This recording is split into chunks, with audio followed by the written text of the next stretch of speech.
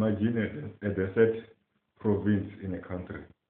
Nothing can grow there, and there's hardly any human who resides there.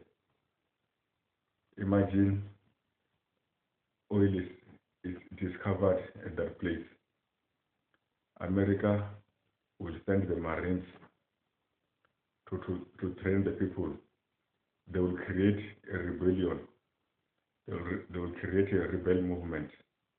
They will import people because there will be hardly any people who are staying in that place. They will even import the leader of those people, a traditional leader or a chief. Americans are capable of or able to achieve anything. The sky is the limit to them, and that will be if the country refuse to give to allow American companies to drill the oil from that place. That would be if if Shell and BP and Exxon are not allowed to drill for oil. Then America will create the rebellion, and after a few massacres, which it will instigate, it will go to the UN, so that the UN must declare that province a fully fledged country, which is sovereign, which can make laws of its own. Then the chief, who will be democratically elected, will give concession to the American companies, will give concession to the European companies, and Dutch Shell, BP, Exxon, Mobil, Total, they will all come to expropriate the oil. And then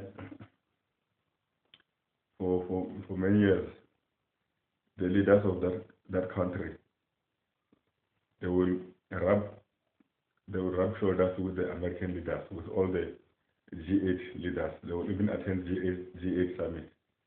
And exactly as the leaders of Panama are doing after the separation of Panama from Colombia.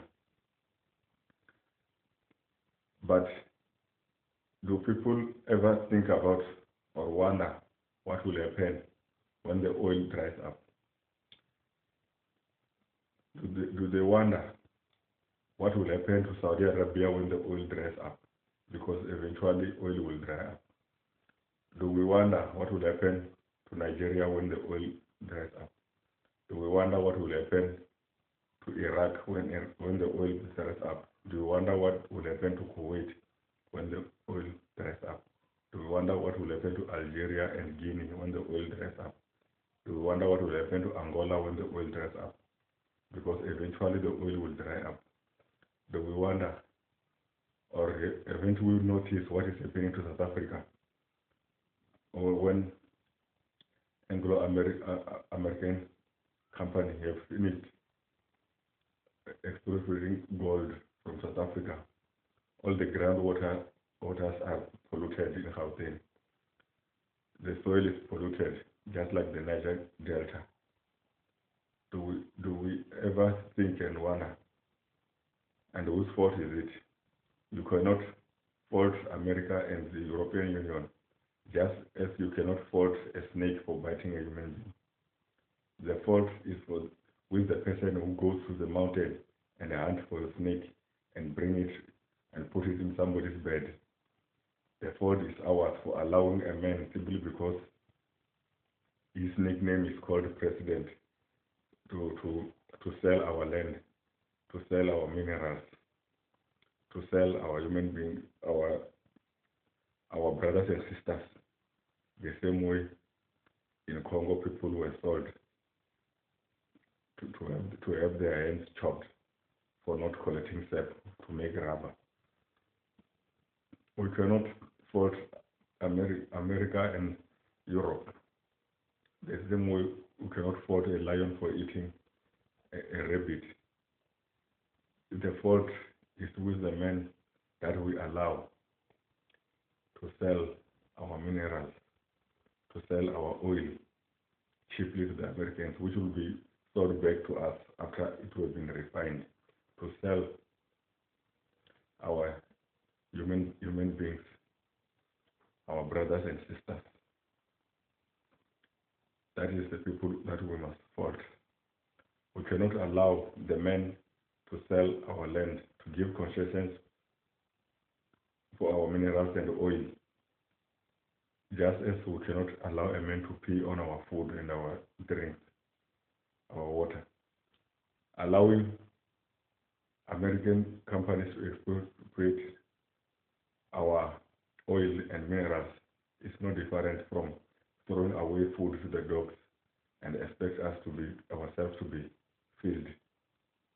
The dogs will not eat for us. We will starve while the dogs are eating.